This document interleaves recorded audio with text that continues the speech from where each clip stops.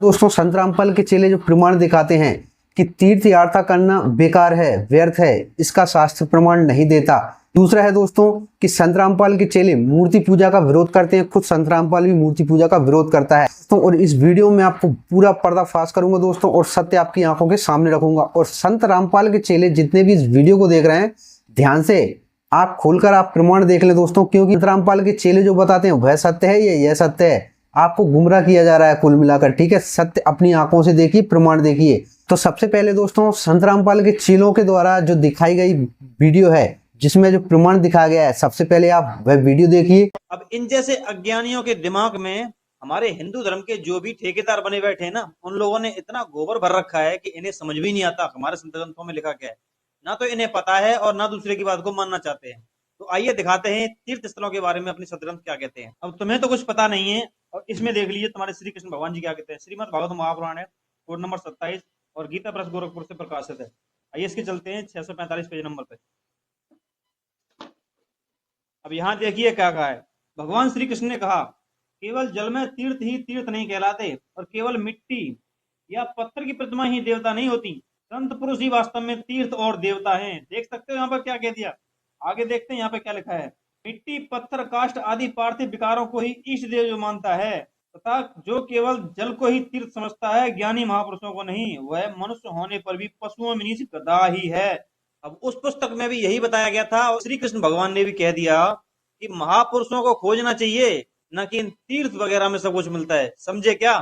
अब कुल मिलाकर सबसे पहली मेरी बात यह है दोस्तों कि गोबर हमारे दिमाग में नहीं भरा, गोबर इनके दिमाग में भर दिया है दोस्तों संत रामपाल ने, ठीक है।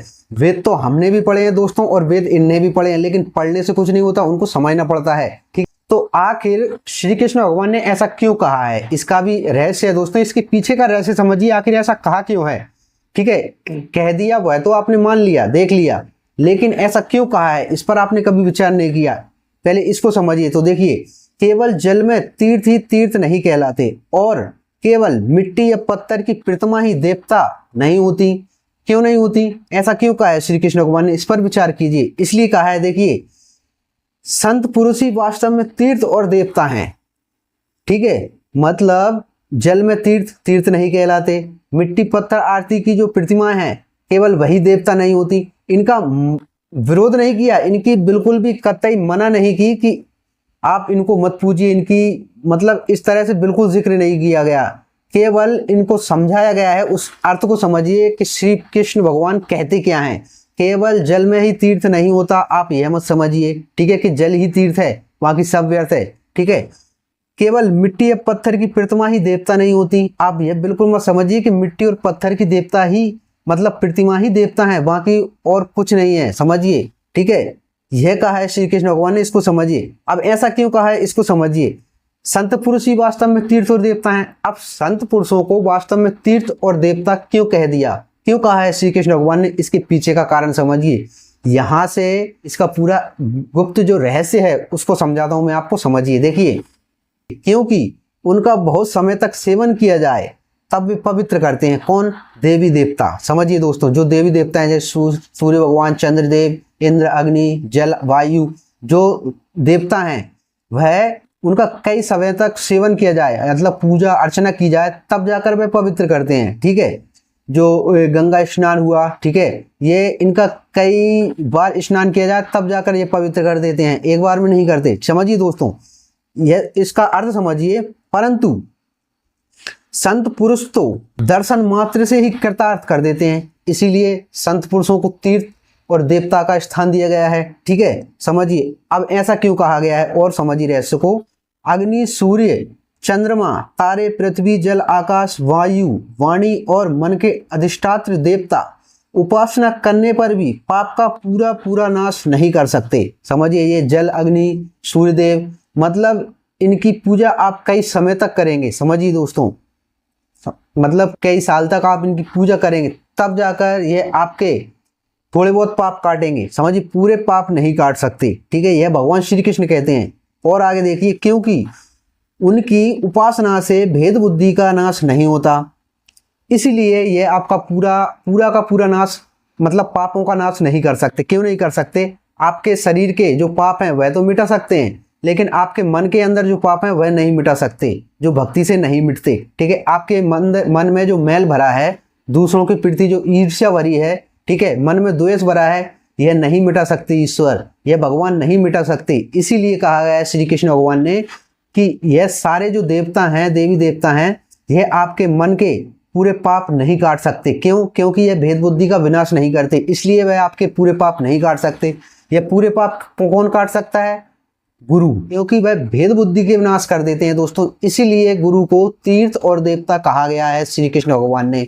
इसका रहस्य यह है दोस्तों, इसके रहस्य को समझिए। ठीक है, वह और भी बढ़ती, परंतु यदि घड़ी दो घड़ी ज्ञानी महापुरुषों की सेवा की जाए तो वे सारे पाप ताप मिटा देते हैं, क्योंकि वे भेद बुद्धि के विनाशक हैं। समझिए दोस्तों, क्योंकि वे भेद बुद्धि के विनाशक हैं, यानी आपके मन में जो मैल भरा है, आपकी बुद्धि में जो गंदगी भरी है, वह केवल संत पुरुष ही मिटा सकते हैं और कोई नहीं मिटा सकता। ठीक है, इसीलिए दोस्तों संत पुरुषों को, ज्ञानी संत महापुरुषों को तीर्थ और देवता कहा गया है श्री कृष्ण भगवान ने श्रीमद् भागवत पुराण में। यह दोस्तों इसका अर्थ, इसमें बिल्कुल यह नहीं कहा गया कि आप तीर्थ स्थानों पर मत जाइए, आप गंगा स्नान मत कीजिए, आप मूर्ति पूजा मत कीजिए, मूर्ति का विरोध बिल्कुल नहीं किया गया। ठीक है, अब आप सोचिए दोस्तों कि गोबर किसकी बुद्धि में भर दिया गया है। मैं ये कहता हूं दोस्तों, संत रामपाल ने इन सारे चीलों की बुद्धि में गोबर भर दिया है दोस्तों। गोबर हमने हमारी बुद्धि में नहीं, इनकी बुद्धि में भर रखा है। ना तो ये किसी की मानते हैं ना सुनते हैं। ठीक है, अब वेद तो इन्होंने भी पढ़ा है दोस्तों, और इन्होंने प्रमाण भी दिखाया है। ठीक है, लेकिन उसका पूरा रहस्य क्या है यह मैं आपको बता रहा हूं, समझिए। यह इसका पूरा रहस्य है, और आपको मेरा रहस्य गलत लगे दोस्तों तो प्रमाण आपकी आंखों के सामने है, आप खुद पढ़िए और खुद समझिए कि आखिर मैं जो बता रहा हूं वह सत्य है या नहीं है।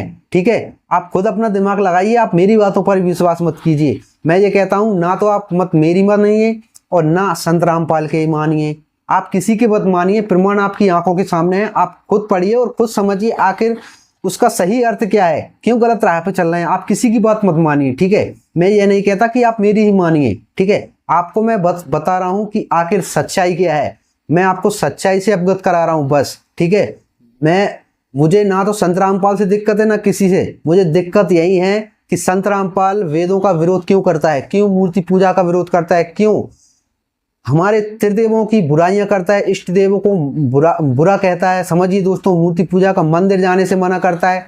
मुझे यहाँ पर दिक्कत है, मुझे संत रामपाल से दिक्कत नहीं है, वह सनातन का क्यों विरोध करता है। ठीक है, दिक्कत यही है।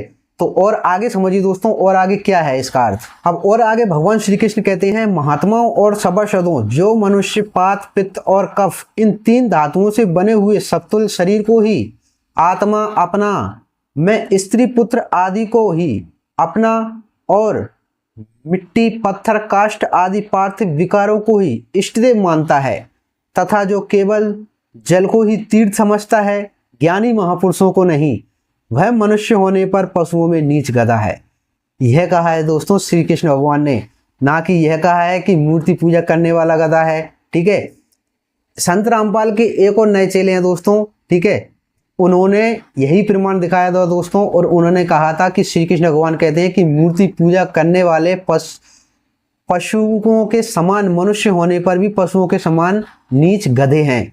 ठीक है, जो जितने भी सनातन धर्म में जो मूर्ति पूजा करते हैं वह सब मनुष्य होने पर भी पशुओं में नीच गधे हैं। यही प्रमाण दिखाया था दोस्तों, और इसी प्रमाण से उन्होंने साबित किया था कि श्री कृष्ण भगवान खुद कहते हैं कि मूर्ति पूजा करने वाले गधे होते हैं। तो कुल मिलाकर दोस्तों मूर्ति पूजा का विरोध किया है। ठीक है, और यह प्रमाण दोस्तों आपकी आंखों के सामने, इसमें बिल्कुल स्पष्ट नहीं है कि भगवान श्री कृष्ण कहते हैं कि मूर्ति पूजा करना गलत है, मूर्ति पूजा करने वाले गधे होते हैं। गधा कहा तो है दोस्तों, लेकिन किसको कहा है? इन जैसे को ही गधा कहा गया है दोस्तों, संत रामपाल जैसों को। ठीक है, संत रामपाल खुद गधा है दोस्तों, मैं तो ये कहता हूँ। और ये संत रामपाल के चेले हैं, ये और बिल्कुल भी गधे हैं, जो गधों की बातों में आ जाते हैं। तो गोबर हमारे दिमाग में नहीं, गोबर इनके दिमाग में भर दिया संत रामपाल ने। ठीक है, तो गधा आखिर कहा है, लेकिन किसको कहा है? अब इस टॉपिक को समझिए, अब ध्यान से सुनिए दोस्तों। यहां से आपने विचार किया हो तो देखिए, महात्मा और सभासदों से जो मनुष्य, समझिए दोस्तों, जो मनुष्य पात पित्त और कफ इन 3 धातुओं से बने हुए समतुल्य शरीर को ही आत्मा में, समझिए दोस्तों, जो मनुष्य केवल इसी शरीर को, समझिए दोस्तों, केवल इसी शरीर को अपना समझता है, अपना, यही अपना है, बाकी और कुछ नहीं है। समझिए, जो मनुष्य ऐसा समझता है ध्यान से समझिए, इस रहस्य को समझिए दोस्तों कि आखिर गधा कहा किसको है, यह मैं आपको बताने की कोशिश कर रहा हूं, समझिए। ठीक है, तो जो मनुष्य केवल इस तुच्छ शरीर को ही अपना समझता है, आत्मा में अपना आत्मा, केवल यही अपनी आत्मा को अपना मानता है, मैं स्त्री पुत्र आदि को, यह मेरी स्त्री है, यह मेरा पुत्र है, बस इनको ही अपना मानता है और किसी को नहीं मानता। ठीक है, अपना और मिट्टी पत्थर, इनके अलावा मिट्टी पत्थर काष्ठ आदि, समझिए दोस्तों, मिट्टी की प्रतिमाएं हुई, पत्थर की प्रतिमाएं हुई, या लकड़ी काष्ठ किसी भी अन्य की प्रतिमाएं हुई, समझिए इनको, और पार्थिव विकारों को ही इष्ट देव मानता है। केवल मूर्तियों में ही इष्ट देव की पूजा करता है और कहीं पर नहीं करता। केवल जो पत्थर की मूर्ति हुई, मिट्टी की मूर्तियां हुई, लकड़ी काष्ठ आदियों की मूर्तियां हुई, केवल इनको ही इष्ट देव के रूप में मानता है, इनकी ही पूजा अर्चना करता है। तो जो मनुष्य इस शरीर को अपना समझता है, अपना पुत्र, अपनी पुत्री और अपनी पत्नी, केवल इनको ही अपना मानता है और किसी को नहीं मानता। केवल मूर्ति में ही अपने इष्ट देव की पूजा करता है और कहीं नहीं मानता उनको। तो जो मनुष्य केवल जल को ही तीर्थ समझता है, ठीक है, ज्ञानी महापुरुषों को नहीं, वह मनुष्य होने पर भी पशुओं में नीच गधा है। ऐसे मनुष्य को पशुओं में नीच कहा गया है दोस्तों, हर किसी को पशुओं में नीच गधा नहीं कहा गया। समझिए दोस्तों, जो मनुष्य केवल यह कार्य करता है, तो जो मनुष्य ऐसा कार्य करता है वह मनुष्य होने पर पशुओं में नीच गधा है दोस्तों। ऐसे लोग को गधा कहा गया है श्री कृष्ण भगवान ने, ना कि यह कहा गया है कि तीर्थ यात्रा करने वाला मनुष्य होने पर पशुओं में नीच गधा है, कि मूर्ति की पूजा करने वाला पशुओं में मनुष्य होने पर पशुओं में नीच गधा है, या मंदिर जाने वाला मनुष्य होने पर पशुओं में नीच गधा है। ऐसा बिल्कुल भी नहीं कहा गया है दोस्तों। प्रमाण आपकी आंखों के सामने, ऐसा कहाँ सिद्ध होता है, कहाँ लिखा है, मुझे बताइए। तो मैं संत रामपाल की चैनल से यह प्रश्न करता हूं कि ऐसा कहाँ लिखा है, बताइए ना, आप प्रमाण दीजिए। यह बिल्कुल प्रमाण आपका गलत है, और संत रामपाल खुद कहता है कि कोई एक प्रमाण मेरा झूठा साबित कर दे तो मैं अपनी संतत्याई त्याग दूंगा। तो संतत्याई छोड़ दे संत रामपाल। मैं ये कहता हूँ, संत रामपाल के जो प्रमाण हैं, 100 प्रमाणों में से एक प्रमाण सही होगा, 99 प्रमाण उसके गलत हैं दोस्तों, आधे अधूरे हैं, झूठे हैं। ठीक है, यह मैं दावे के साथ कह सकता हूं दोस्तों। ऐसे संत रामपाल के कई प्रमाण मैंने झूठे साबित किए हैं दोस्तों।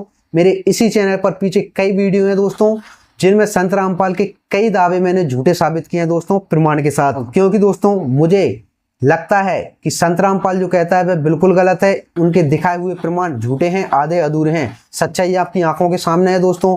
अब इस सच्चाई को देखने के बाद भी आपको सत्य अगर गलत लगे तो फिर अपनी आंख मूंद कर और संत रामपाल की गोद में सो जाइए बस, और कुछ मत कीजिए। फिर मैं कुछ नहीं कर सकता दोस्तों। फिर तो यह समझ लिए कि आपको संत रामपाल ने घोट कर पिला दिया दोस्तों। आप कुछ ना कुछ सुनना चाहते हैं, ना समझना चाहते हैं। सत्य आपकी आंखों के सामने है, फिर भी आप देखना नहीं चाहते। ठीक है, इसी को कहते हैं दोस्तों विनाश काले विपरीत बुद्धि। जब विनाश का समय निकट आता है तो सबसे पहले बुद्धि ही भ्रष्ट होती है। ठीक है, तो आपको कुछ समझ में नहीं आएगा। ठीक है, मैं कितना भी सत्य बताऊं, और जिनको समझ में आएगा वैसे ये सत्य देखकर समझ जाएंगे दोस्तों कि आखिर सच्चाई क्या है। सत्य मैं हूं या सत्य रामपाल है। ठीक है, सत्य सनातन है या सत्य रामपाल है, जो फैसला आप करिए दोस्तों। और सबसे महत्वपूर्ण बात दोस्तों, ऐसे अन्य खुलासे हैं दोस्तों जो संत रामपाल के झूठे हैं। संत रामपाल कहता है दोस्तों कि कबीर साहिब पूर्ण परमात्मा है। कबीर साहिब बिल्कुल भी पूर्ण परमात्मा नहीं है। इसका प्रमाण मैं दूंगा दोस्तों इसी चैनल पर। इसके लिए सब्सक्राइब कर लें, क्योंकि इस चैनल पर बहुत से खुलासे आने वाले हैं दोस्तों। दूसरी बात दोस्तों, पूर्ण परमात्मा कौन है, इसका प्रमाण मैं दूंगा दोस्तों इसी चैनल पर, और वह भी प्रमाण के साथ। एक वीडियो मैंने पीछे बनाई है दोस्तों, जिसमें बताया गया है कि पूर्ण परमात्मा कौन है। ठीक है, वह भी प्रमाण के साथ। और भी बहुत से प्रमाण हैं जो मैं इस चैनल पर खुलासे करूंगा दोस्तों। तो इस चैनल को सब्सक्राइब अवश्य कर लें। तो देखिए दोस्तों, अगर ये छोटी सी जानकारी आपको सही लगी हो तो वीडियो को लाइक कर वीडियो को शेयर अवश्य कर दें दोस्तों, ताकि यह सत्य जानकारी अन्य लोगों तक अवश्य पहुंच सके। और नेक्स्ट वीडियो के लिए चैनल को सब्सक्राइब अवश्य कर लें दोस्तों, क्योंकि बहुत ही रहस्यमय वीडियो आने वाली है। चलिए मिलते हैं तब तक दोस्तों नेक्स्ट वीडियो में किसी और रहस्यमय खुलासे के साथ। तब तक के लिए जय श्री महाकाल, जय सनातन।